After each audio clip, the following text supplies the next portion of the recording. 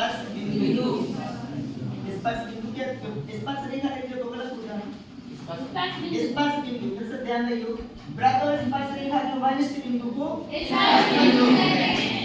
क्या कहते हैं? स्पर्श बिंदु। स्पर्श रेखा पर स्पर्श रेखा का वह रेखा जो वृत्त को केवल एक बार प्रक्षेप करती है वो क्या कहते हैं? स्पर्श बिंदु। स्पर्श बिंदु का हम कहते वृत्त और स्पर्श रेखा के वनिष्ठ बिंदु को स्पर्श बिंदु कहते हैं। अब एक और चौथा पढ़िए। वृत्त तथा उसकी स्पर्श रेखा के वनिष्ठ बिंदु को खाली स्थान कहते हैं स्पर्श बिंदु। हां और बस हो गए। अगला क्वेश्चन पढ़ो। 5 सेंटीमीटर त्रिज्या 5 सेंटीमीटर त्रिज्या वाली देखो तो क्वेश्चन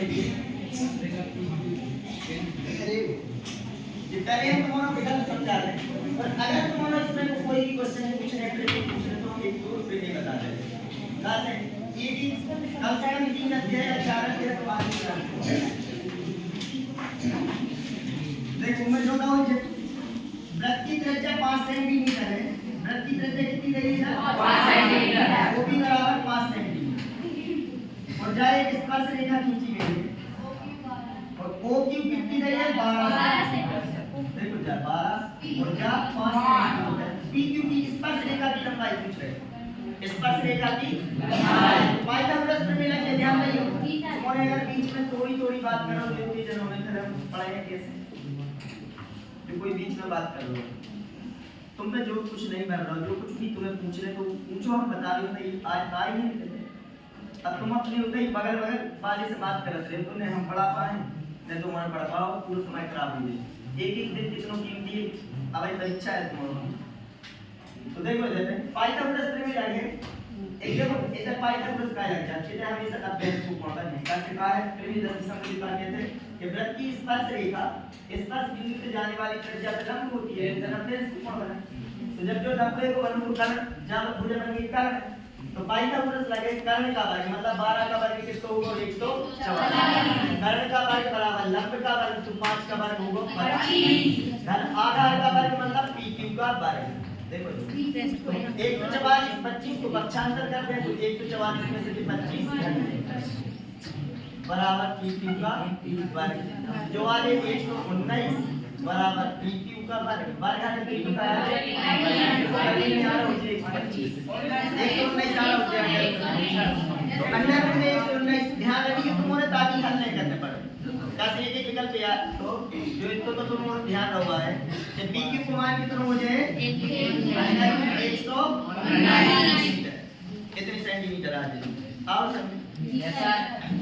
एक और क्वेश्चन था मुझे कि एक वृत्त जो दाव है एक दी हुई रेखा हो गई AB देखो AB के समांतर एक ऐसी रेखा खींच रहे हैं जो एक स्पर्श रेखा हो गई और एक छेदक रेखा हो गई। देखो 3 लाइन है ऐसी खींच रहे हैं तो ये कैसी हो गई ई के समांतर हो बिल्कुल समांतर का मतलब है ऐसा नहीं करियो कि तुम्हारे एक तक यहां पे जाके मिला दें पर तो ये प्रतिच्छेद कर लगे तो ऐसी लाइनें बना रहे हैं तो देखो जा ये भी जब PQ बना रही हो और जा R है एक जो एक नंबर पे पूछो जा सकता है एक दी हुई रेखा पर एक दी हुई रेखा के समांतर दो रेखा लिखिए जो एक वृत्त की स्पर्श रेखा और एक छेदक रेखा।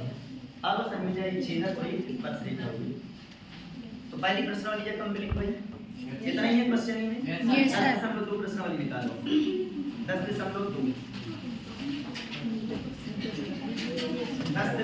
प्रश्नावली आज ये पुस्तक मिला है जना पुस्तक पहला प्रश्न पढ़ियो पहला प्रश्न एक बिंदु से एक बिंदु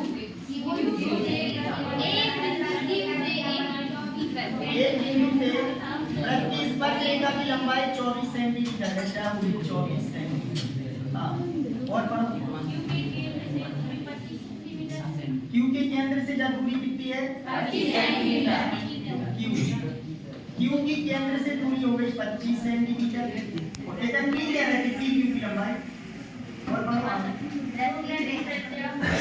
त्रिज्या होगी इधर कौन सी तुमने से एक बार पढ़ी क्वेश्चन एक बिंदु से Q से एक बिंदु Q से एक वृत्त पर स्पर्श रेखा की लंबाई अच्छा स्पर्श रेखा की लंबाई 24 सेंटीमीटर म्हणजे